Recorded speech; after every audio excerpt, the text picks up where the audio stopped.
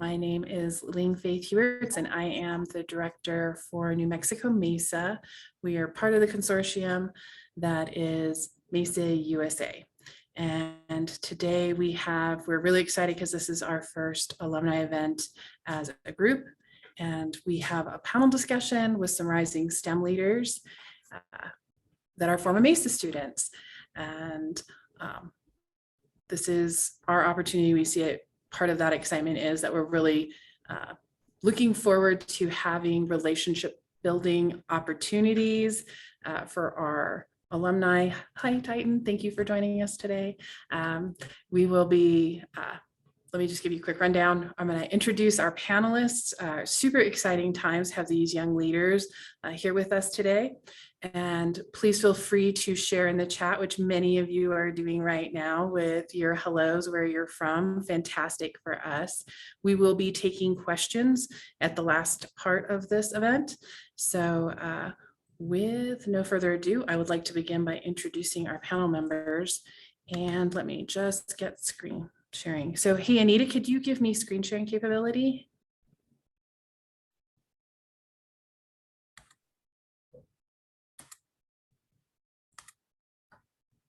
Thank you.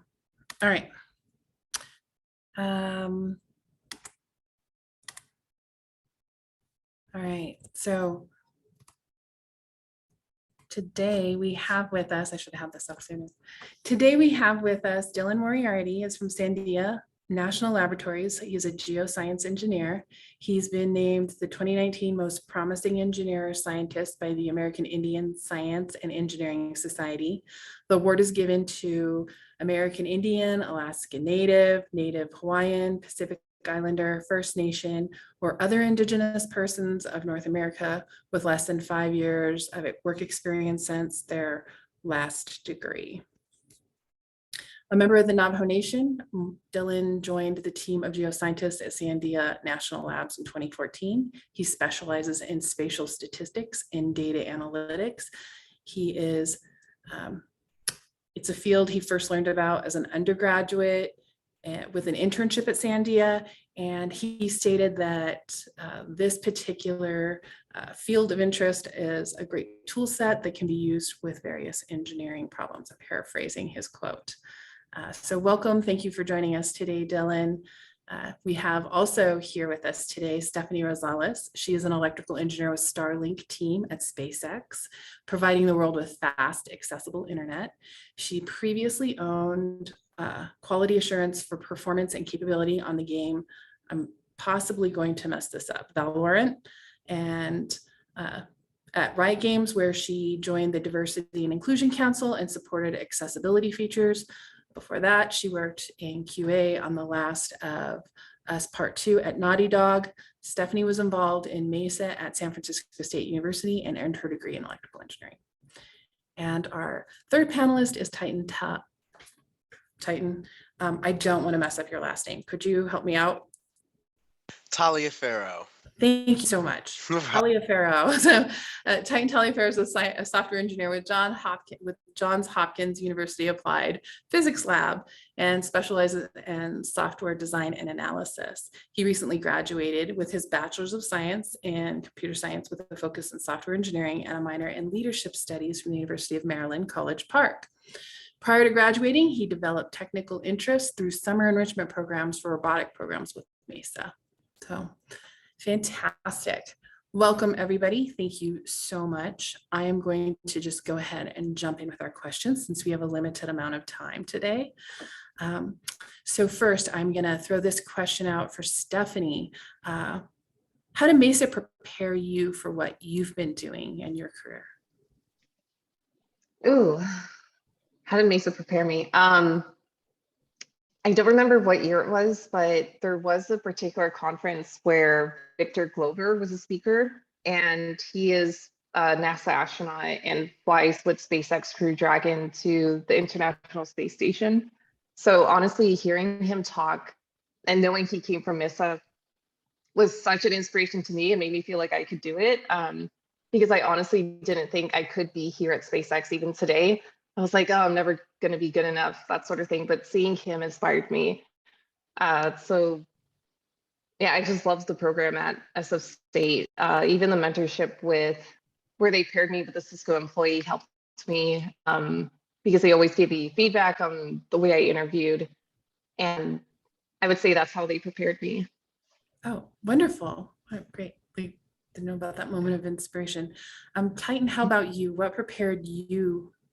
We touched a little bit in your biography about it, but in your bio, but what prepared you? I think that's a great question. I would say definitely kind of the teamwork aspect to it. So when I did MESA, I was still in middle school, so it was the first time where I was learning how to work with a team in order to accomplish a goal. And at the time, I was like, "Oh, this is probably just one of those one-time group projects. It's not going to become common." And then you find as you get into high school, college, and then obviously in the workforce, you have to work with teams a lot, and you have to be able to know how to work with those teams, and what's the best way that everyone in that team works, right? So it actually inspired me to get into leadership studies because at the time when I was in MESA, I think we all had one voice in the sense of how we were doing things or building things, but I didn't really know, well, how does one lead a team? And so that's actually why I ended up pursuing it, in college. Oh, that's fantastic. I thought that was such an interesting compliment and in a positive way, using the word interesting, that you complimented your undergraduate degree with that minor. So thank you for giving us a little bit more on that as well. And Dylan, how about you? How did MESA prepare you for your career? Yeah, so I have a couple experiences with MESA as a student worker, and as a professional. But as a student, I was actually only in MESA for 1 year in seventh grade. But it was actually pretty influential because thinking back, my time with MESA as a seventh grader, and this was the first year program had ever come to our school. It was the first time I had even been introduced to the idea of STEM. I had never heard that before, that term before. Also, much like what Titan already kind of covered, me too. It was the first time that I was working with a team to help engineer a solution. Right, so that was the first time that I had been put in that environment, and actually, it was also going to Mesa Day was the first time I had visited a college campus. So I know seventh grade, I might not have been thinking about it, but it laid the groundwork for learning that university was kind of the next step. And I think actually one of the most important parts was something that I didn't even realize until later, is that being part of a MESA program, I started my networking. So my advisor, Dr. Amanda Taccini now, she was influential seventh grade as my math teacher, but then again, she became influential in getting me into university setting that I attended. So I went to the University of Arizona, and she was instrumental, actually key in getting me there. So unbeknownst to me, as a seventh grader, I was networking for my future degree and future professional life. Oh, wow. Wow. And that's such a fantastic, thank you for sharing about being in MESA and how maybe 1 year is as impactful as doing 6 years with MESA or 4 years. So that kind of, you touch a little bit on networks. And so I kind of want to throw back out there the question of how did MESA possibly, and Dylan, you've already kind of touched on, so I'm going to throw this back to you, Titan. How did MESA help you with your first position after you graduated from college? Like, how did that feed in? Or maybe it didn't if you don't have MESA that supports that in your community. But I thought I'd throw it out there since that came up. That's actually a good point too. So for me, I graduated not so long ago, so I definitely graduated during a pandemic. And with that, starting into workforce, I remember distinctively when I was first given my first kind of MESA objective, when we were given like what was the objective for the year that we were trying to accomplish. There was definitely a rubric involved with a good amount of detail of what we were supposed to do. But a lot of it was tapping into our creativity, tapping into software and things that we had never really done before to accomplish that goal. And it definitely was kind of like my first project when I started at APL, full time at least. It was using a programming language I had known, but definitely using software I'd never seen before. And so I kind of had to tap into that knowledge of like, well, what happened the very first time I ever encountered my very first programming task? And the moment, it definitely seemed like it went over my head, and it was really difficult of a task to accomplish. But once you break it down, kind of into the piecewise steps, then it becomes a lot more easier to tackle. And that's something that I definitely learned within MESA for that kind of first 2 years, because I actually only did it for 2 years or so in middle school. So just remembering to take that in mind, and if you have a very large problem that seems like it's difficult to accomplish, just break it down into smaller tasks in order to complete it. Great. And Stephanie, how about you? I know that there's a much larger network base for California. How did MESA help you when you first entered the workforce? So MESA had a great program where it was a mentorship program with Cisco employees, and they ended up giving a mock interview for about an hour, and they gave such valuable feedback to me. They actually ended up hiring some students from that session. Like they went on and did a full interview. But I think at that time, I already had an offer with Pacific Gas and Electric. So I didn't move forward with Cisco, but I thought it was really cool that they would have moved forward with me anyway as part of the program. That's really cool, especially when you had mentioned how, that you often would, you had mentioned that self-talk of maybe I'm not good enough for this. What a great validation to be able to have your mentor company also just jump in and say, you know what, we want to take this to the next level, right? Yeah. Yeah. Okay, so what's something what was your favorite MESA experience? Let's start there. And then we'll do the flip side of that question. So Stephanie, since I've got you unmuted already, would you tell us what your favorite MESA experience was? Yeah, it definitely goes back to hearing Victor Glover, because I also spoke as part of the panel right after him. And I thought it was funny that I was like following an astronaut where people gave him a standing ovation. I was like, okay, that's a lot of pressure for me to try and deliver something good. So that was definitely my favorite experience. I'm trying to remember the year that happened. Like it might have been 2015 or 2016. That's so cool. You just get to like directly follow up. He gets to be your opener. Yeah. I love it.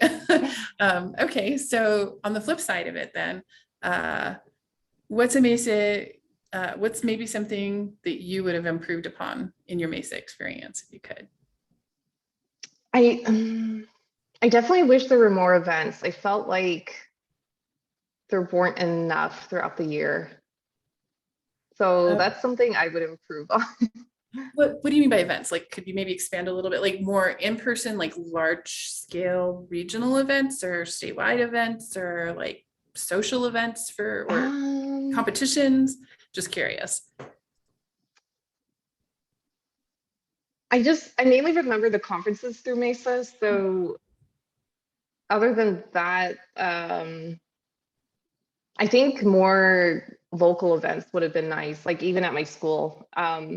Maybe it varies by chapter and by school involvement. So mine at SFSU, they didn't do much throughout the semester. Okay, totally helpful. That clears it up for me, but also great, like to know that MESA meant enough to you that you wished you had more opportunities. Mm-hmm. So Dylan, how about you? What is one of your most memorable MESA experiences? Yeah, so I'll touch on two, and one when I was in 7th grade as a student, and then as a student worker. So as a student, I think I liked playing with Legos when I was a kid. Creating something, building something, and I hadn't. So that was what I loved to do. But then MESA, as part of one of the projects, we had to create something, and I liked this because it was a new challenge, right? There were no instructions. There were rules that we had to abide by.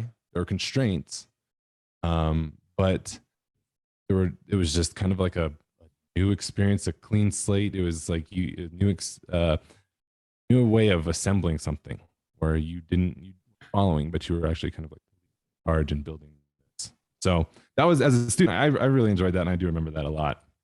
And as a student worker, so I worked at the university's Office of Early Academic Outreach, which hosts the Arizona MESA program, or the Southern Arizona MESA program. And for me, I might not have gone to a bunch of events. I really only went to one MESA day as a student.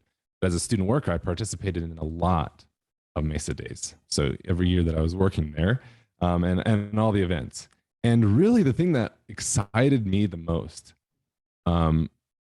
was the energy and the creativity of the students.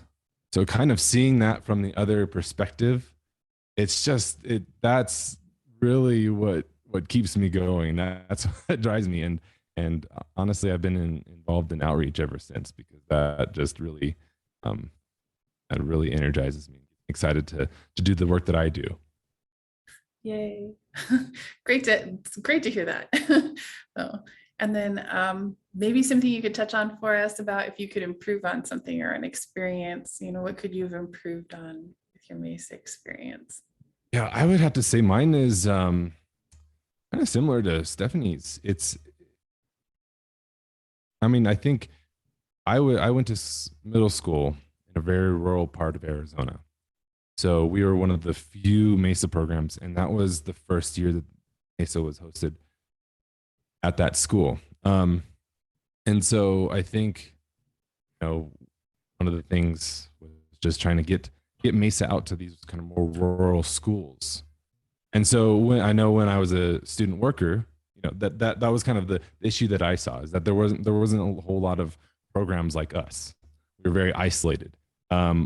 But I know that while I was a student worker, the Office of Early Academic Outreach in Southern Mesa and Arizona Mesa, Southern Arizona Mesa, worked very hard to push these types of programs, MESA and programs like MESA, more rural communities. So I actually saw the problem and was able to be a part of the solution too. So that was kind of cool. Very cool. Thank you. Yeah, and great. Glad you're part of that. New Mexico is very rural too. So to hear your experiences helps parallel some things for us here. And I'm sure other communities within our other MESA states. Titan, how about you? What is one of your most loved MESA experiences? And then on the flip side, what's something you would have improved upon if you could? So I definitely agree to the point that Dylan said earlier. When I was growing up, I didn't necessarily play with Legos themselves. It wasn't something where I would say, "Oh, I really just want these Legos themselves." However, I remember the first MESA things that I was introduced to was kind of putting together this Lego robot in a way that was able to, I think it was either follow the line or go through an obstacle course, something of that nature. And I remember back then that was a really cool feat. So just learning the beginning parts of programming languages, and back then it was, again, a very simple way to put together some things of moving forward, going back, to configure the robot. But it was my first software experience, and from there I really built on it and continued to go to Maryland Gifted and Talented summer programs and things where I could learn more programming and more math in general, because I thought those two things were interesting, and now have led me to a software engineer. So that's definitely a big one, was just being able to explore and kind of figure out how we wanted to get this robot to move, to work, to do anything. Now, MESA has stepped it up, and we have Android programming challenges, right? So literally the type of work that I would do in the sense of Android development. And back then I was just, putting together two building blocks to just try to get something to move at all. So that was really, really fun.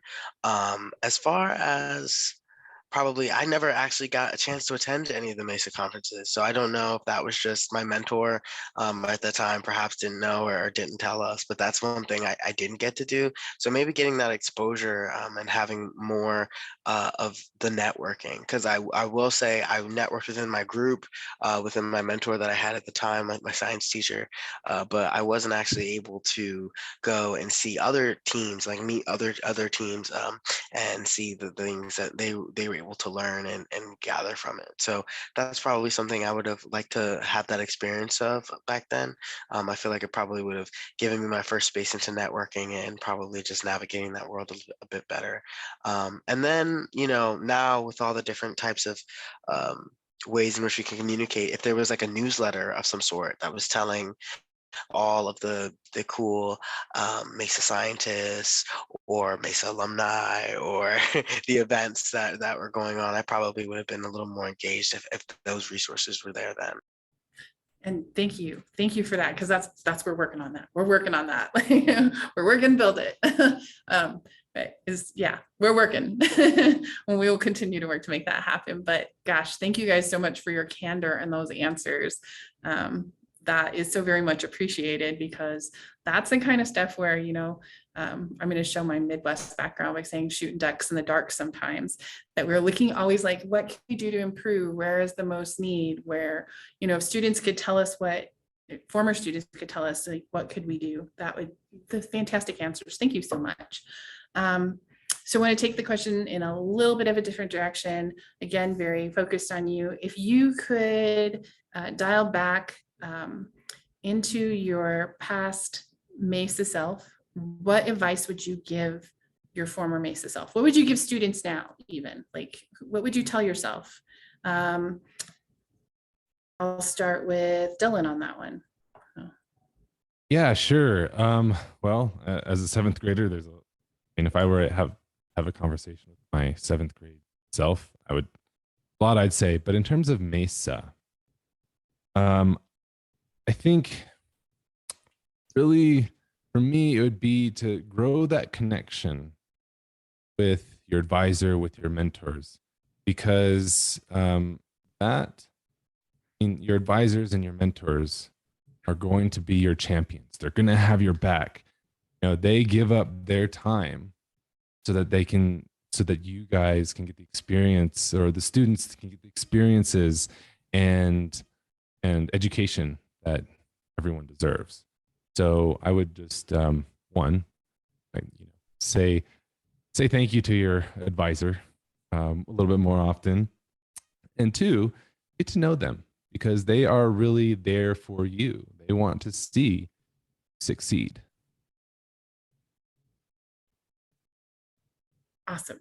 Thank you. We have a number, I'm sure, of our advisors here today in the audience. So thank you. I'm sure they appreciate that very much. Stephanie, how about you? What would you tell your younger self, your younger MESA self, or a MESA student now? What advice would you give? Oh gosh. I definitely agree with what Dylan said. And I was pretty close with my advisor. I definitely appreciated her telling me, like, hey, this is a program called MESA. I had never heard of it before prior to joining SFSU. And it felt really nice to be with a group of people. It made me feel, I guess, more represented as an engineer. And definitely take advantage of the mock interviews, because I feel like interviewing is an art or a skill in itself, and it's so important to practice. And without Mrs. help, I feel like I probably wouldn't have gotten my first job. Oh, wow. That's a valuable piece of advice. I don't think I've heard anybody mention practicing your interviews. So thank you. For any students out there listening, thank you for giving them that advice. Titan, how about you? I think for me, it's definitely something in which, for my seventh grade self, I would probably say something similar to what Stephanie said earlier. of something called imposter syndrome. Sometimes when you're in a space, especially in a STEM space, and you feel as though you can't, or you're not worthy, or you're not smart enough, that self-doubt can creep in your head and make you feel discouraged. So little known fact, before I became a software engineer, I was actually a bioengineer. And the reason why was because after doing so much software and then finally getting to high school and taking classes, I again heard that self-doubt voice of, well, I'm not supposed to be in the space, or maybe I'm not good enough to be in the space. And so I told myself, well, I'm not going to do software ever again. Nope, I'm not going to do it. I'm going to do another engineering. And I spent 3 years kind of unlearning that voice and telling myself that I am capable and that I can do it. And when I put my mind to something, I will achieve at it. And then that's what brought me back to software engineering and excelling in it. So I would definitely say for anyone who feels like, well, can I do this? Is this something I should do? If it's something you're passionate about, and something that you definitely can see yourself doing in the future, then go for it. Put in the work, put in the time, and it'll definitely be rewarding in the end for sure. So that's definitely something I probably would have told myself, probably would have saved me, 2 or 3 years of going back and forth of what major am I gonna, finally settle on. So definitely just listening to your passions and know that no matter what, you're not an imposter, and that you can definitely excel at the things that you choose to. Wow. Yeah. I was going to ask, I think, a question around, but it sounds like you already had touched on it. And I guess maybe if our other panelists want to talk maybe a little bit more, maybe, is that when you get to those levels of frustration, how do you cope? And you just talked about how you did cope with that. So, and Stephanie definitely touched on that too. Does anybody have and I know to open it without calling on someone specifically, does anybody have anything they want to add more about when you see that level of frustration? Because there have been many times, when we're, you talked about Titan, how it was so much fun to just try to get a robot to move forward, 1 or 2 steps. But I have also seen students or myself when I was trying to learn the programming, where you just get frustrated and just drop it. You don't want to do it anymore. How do you pull yourself up out of something like that? What advice do you have for students in that moment, that hot moment? What do you do to problem solve and get yourself back on track again? So maybe I'll throw that question back to you, Titan, and then ask Stephanie next after that. For me, I've learned that sometimes I need to take a break. So sometimes it's okay to step away. Obviously, there's a deadline at hand. This is true. But when you get really frustrated with something or something's not working, I've found that taking a break, whether it be 5 minutes, sometimes a day, really marinate on what the problem may be. And you'll find that more often than not, you'll end up coming to a solution. And if you don't, then just going through that process of knowing that whatever it is you're trying to do, whether it's get it to move or download it, trying to get an app, trying to build an app from scratch, things of that nature, it's going to be frustrating, it's really going to challenge you. But I think it's kind of one of the sayings of nothing worth having, comes without some type of challenge. And that's definitely in this case, because at the end of the day, you're working towards learning something and doing something you've never really done before, right? So when those frustrations arise, just keeping in mind that end goal, definitely taking it a second, because I find that when you're frustrated and when you work on it more, you just break it more. It's just going to be more broken and make you more frustrated. So sometimes, taking that step back, taking that moment of reflection, reminding yourself, whether it be, the student who's actually doing it or the mentor or the, in this case, that's trying to help them, and just know that all of this is, for their greater good. So it's okay to take that break, to walk away for a little bit and come back when you're feeling more rejuvenated. Thank you. Thank you. I should have taken your advice a couple of times a few years ago.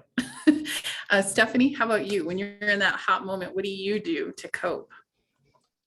Oh gosh. But definitely happens here at SpaceX because I'm learning so much. It's my first time being in the aerospace industry. So a lot of things are new to me.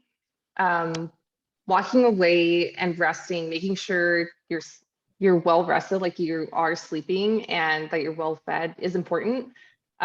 Because I've, tried to stay up, trying to solve a problem and thinking it's the most important thing in the world, but then I actually don't solve it until I get a full night's of sleep. So I feel like that can be really helpful. And then also asking other people for help.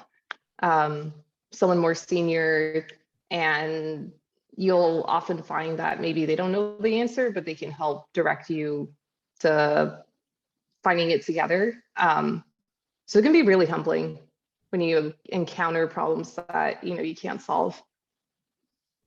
Wow. Yeah. And also bravo, I didn't make that connection until you just started talking about it, like that jump from electrical to aerospace and doing so much more. So wow, courage. You're a lot of courage there. Yeah. So yeah, and I guess I want to kind of just jump a little deeper into that one then. Like what led you to just make that leap then from electrical into more aerospace focus? I mean, I've always been interested in, I guess, aerospace and flying because my dad worked at Lockheed Martin and he really influenced me. He's like, I've worked with electrical engineers, you should kind of look into engineering as a career. And there were so many, I guess, avenues that could go down, like mechanical or even chemical. But I wanted to do electrical just because I found like the theory of it fascinating.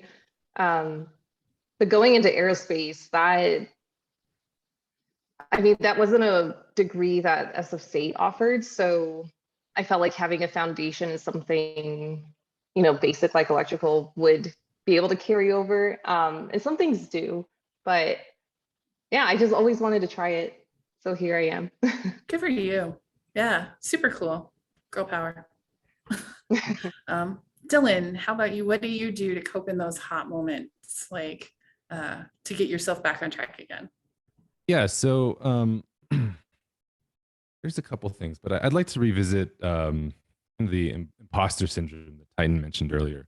I too, that was kind of a daily thing for me, a daily struggle with and to reiterate, imposter syndrome is when you feel like you shouldn't see anybody like yourself, you may not know anybody, and you just feel out of place, like you're not good enough to be there. But when in fact you are, and you can actually be the best one there. So for those kind of situations and dealing with that in particular, and a lot of other issues, I found for me is to find a group of like-minded individuals. And so this kind of goes back to networking a little bit. And so, for example, MESA, if you have other MESA organizations nearby, there's also the American Indian Science and Engineering Society for Society of Hispanic Professional Engineers, etc. So there are a lot of organizations that have people that have the same kind of cultural values and some same upbringing as you, and they're all driven and they want you to succeed. So I mean, I would say that for myself, I do put in a lot of work and I try to be my best self every day. But I really credit the networks that I've built throughout the years to my success. I think that they had a positive influence in professional, academic, and professional trajectory. Set me on the right path, because whenever I had an issue, a problem, thinking that I wasn't good enough, being a part of that group really kind of re-energized me. And they would help brainstorm solutions to a particular problem. Right. So if you're having an issue in this class, this, in a certain class or a certain field, I know somebody, or there might be somebody in the group that's part of that can help you along the way. So I would suggest finding a good group to rely on. And these groups have been present throughout my grade school, academic career, college, graduate school, and now my professional career. So the aspect of my life. Wow, great. Thank you. Thank you for that advice too, for all of our audience. I'm going to take a quick look at time because I often lose track of time quite easily, and wanted to, I think we might have enough time now maybe to start some questions. I think I've gone through a good portion of mine. I don't want to have to make you guys repeat anything for questions that sound very similar. So do we have any questions from the audience that I can count on here? Okay. A couple of questions. They're completely out of order. So for me, so anybody else who is helping with watching the chat, let me know, definitely for sure. But how do you, I'm going to throw out there that we have a question from Utah. How do you organize or participate in study groups? So I'm going to go ahead and start with Dylan, since I got him. I can see him on my screen immediately, and then Stephanie next, and then Titan. How do you organize study groups, or how did you organize study groups? I think. So that actually kind of dovetails right into my last point, is trying to find those groups that are on. If you're in grade school, it could be MESA. If you're on a campus, it could be one of the professional organizations that's there. That was kind of the group that, even though we might not have had the same classes exactly, we all kind of helped each other figure out these problems. And also, going back to the advisors for American Indian Science and Engineering Society, for example, would often help us with our work because their advisors were professors. They wanted to see us succeed. So if they couldn't help us directly, they would find someone who could help us with our study group. Okay. Stephanie, how about you? Man, I was thinking of my college days. So I was a pretty shy person, and I'm grateful for my friends that were more extroverted than me, because they would be the ones to invite me to study. But I remember when I didn't know anyone at SFSU, we had just a general engineering lounge, and that's where a lot of people went to work on their homework or problem sets. And I feel like that's where I was able to make some friends. And then I do remember having a study partner, and this was someone he was in an engineering class with me, but then also we did band together. So I feel like because we were the only two engineers doing band, we bonded over that. So it was easy to be like, hey, you want to study for this class? So yeah, definitely asking around and just putting yourself out there. Also going to a library, you can often find, your classmates there. So I think even just walking up to a group and saying like, hey, can I study or can I get help with this problem? Is something you can do. And Titan, do you have an experience you want to share, or a recommendation on how you form study groups?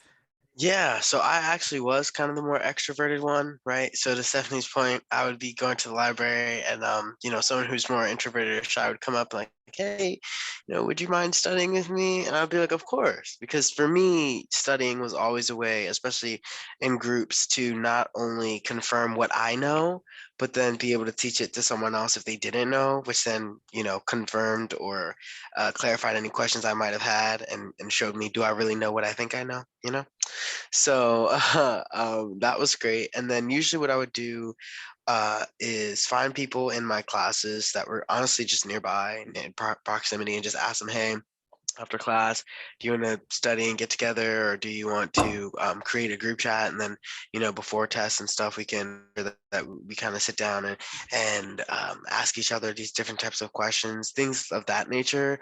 I found helped a lot.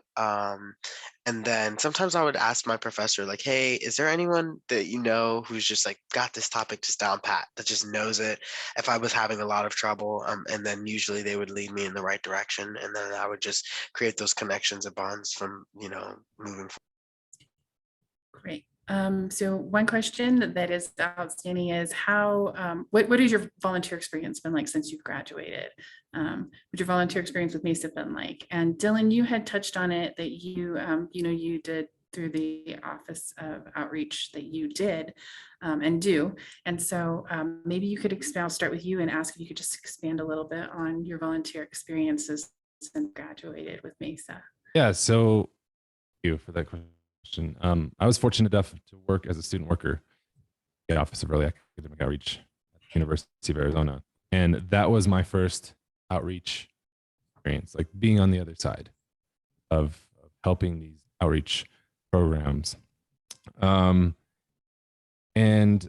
like I said before, seeing the creativity and the energy that the students bring to these programs really kind of energizes me and excites me to do the work that I do. And so, for example, at Sandia National Laboratories, where I currently work, I am the outreach chair for an employee resource group, which is the American Indian Outreach Committee at Sandia National Laboratories. So, a couple of years ago, we really, as a group, we have several programs, but the audience. So we wanted to really get into kind of these more rural communities.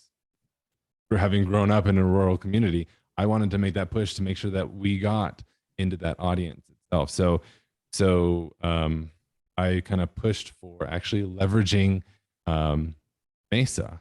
So that's when our employee resource group started working with MESA, because MESA already has the connections with these schools, both the Albuquerque and Santa Fe area and the more rural areas. So we're able to leverage connections that MESA has. So I have also volunteered for several MESA days in the past, but I think that is kind of the ongoing thing that we have, that I've been involved with, and I have several other dedicated volunteers at Sandia National Laboratories who work, but I kind of oversee those programs. So I would great to kind of leverage programs that are already in existence and create some kind of synergy between organizations. Cool. Titan, how about you? What are some of your volunteer experiences post graduation with MESA? Some alum. Well, I would say once I started full time, there's a lot of different lists that you can join at APL where you find out more information. They're kind of like newsletters or volunteer needed.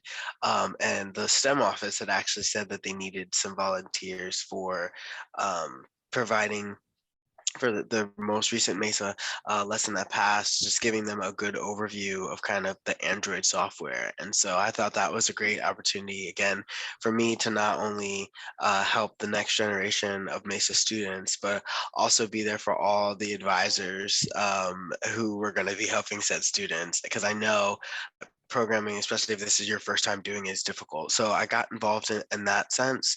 And then I saw other kind of call to action in terms of being a judge. And so then I thought, okay, so it seems like there's a lot of opportunities to kind of give back and to kind of Dylan's point earlier, to have that full circle moment of you were once a student who is doing this and now you're giving back to the community as an alumni, and kind of being there for the advisors and mentors the same way that those advisors and mentors were there for you when you were younger. So that's really, my involvement has been more recent within the last year or so, but I look forward to continue doing it as more MESA classes are coming through. Awesome. Thank you. Stephanie, how about you? How's it working for you since graduation? Ooh, so I worked at Pacific Gas and Electric right after graduating, and I was more local to that MESA chapter. So I felt like it was a lot easier to volunteer back then, because I definitely tried to do the mock interviews, like as a person giving feedback to a student. But lately it's been so difficult to participate because, well, we've also been in the pandemic, but now I live in Washington State. And so I don't know if there's even any MESA groups up here. I don't think there are any. Oh, there are? Okay. Yeah, let's get you connected to Washington Mesa. Yay, awesome. Let's get you figure out how we're gonna get you. We're gonna get you connected to Washington so you can meet some people. Okay. Yeah. Sounds good. Great. Okay, so kind of on that note, and I'm gonna ask for, do you guys have any advice? We have in the last 3 years, we have had 3 states join MESA. So Colorado came back on board, so they had a MESA program before, and then Rhode Island has recently joined, and brand new, like sparkling clean new with us is Florida. And so it's like, if you have a brand new program that has never had MESA before, like out of Rhode Island or Florida, what advice did you, or do you have any recommendations with a new chapter starting? what would be something you would offer as advice? I'm trying to like read the question a little bit more clearly. What do you recommend chapters should do if you had a blank slate to work with? What do you want as a participant? And I would also add on there, what would you want as an alumni if you moved to Florida and you were there, or Rhode Island, Colorado, anywhere. Stephanie, I'll start with you. Okay. As a participant, definitely reaching out to other companies in the area that might be interesting for engineering students was, to me, that's super special. I loved visiting companies as a student because it inspired me to want to work there and also get a glimpse of this is how their culture is like. So definitely reach out to other companies, and if they do things like that, even just going on a tour or having a guest speaker come. And as an alumni, probably do conferences because those are valuable too. Great. Titan, what advice would you like to share with our new states? Definitely, since you have a new slate, I would say document as much as you can. And the reason why is because it's newer, you're able to kind of say or dictate how you want things to go. And I feel like by kind of giving that sense of direction of, this is how we're going to conduct teams, this is how those teams should meet, things of all that nature as a participant, it really helps in terms of establishing structure. And then in addition to that, I would probably say like as an alum, to Stephanie's point, definitely conferences because I know that those are beneficial. Also, as a participant, probably to that same effect of going to see the different companies or kind of seeing those those intern for a day, if you will, but taking a MESA team out to the Lockheed Martins and the different types of places so that they can start to see on a day-to-day what their future could possibly look like for them. But definitely I would say establish structure early in the best way that you can as a mentor and as a new chapter, right? But since you're kind of laying the foundation for those to come, definitely just keeping track, documenting wise of how you would want things to go. Great. Wow. Thank you. Dylan, how about you? What advice do you have? Yeah, I would suggest trying to communicate with the other states that have a MESA program.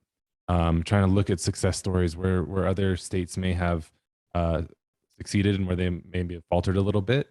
And if there are nearby states with MESA programs, maybe you can piggyback off of some of the programs that they already have and work together to kind of create larger MESA events or something like that. And also to leverage professional organizations that like-minded professional organizations, because they have a lot of willing volunteers to have talks or participate as judges. So I would seek out kind of the local big industries and big professional organizations. Okay. I'm going around with some questions here. Hold on, let me.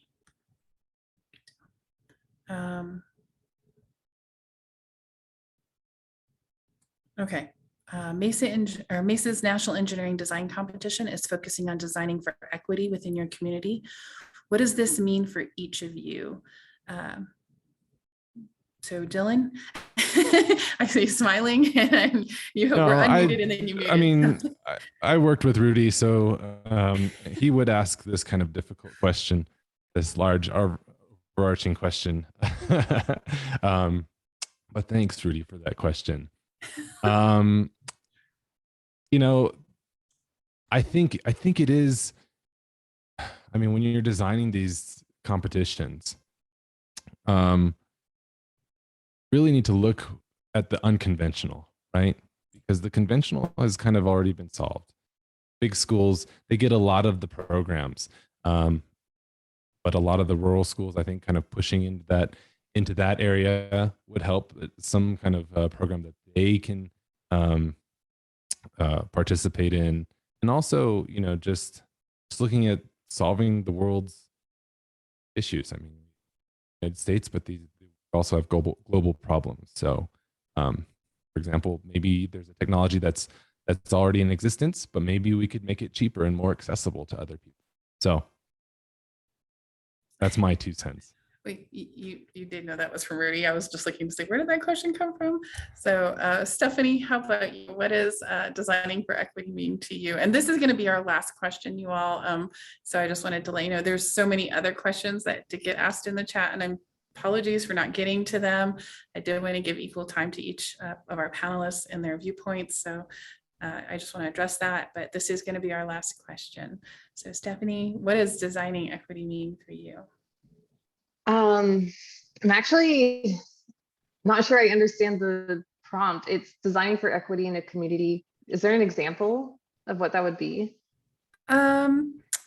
So last year's challenge, we had designing for equity, but not designing for equity in our community, and our students worked on projects.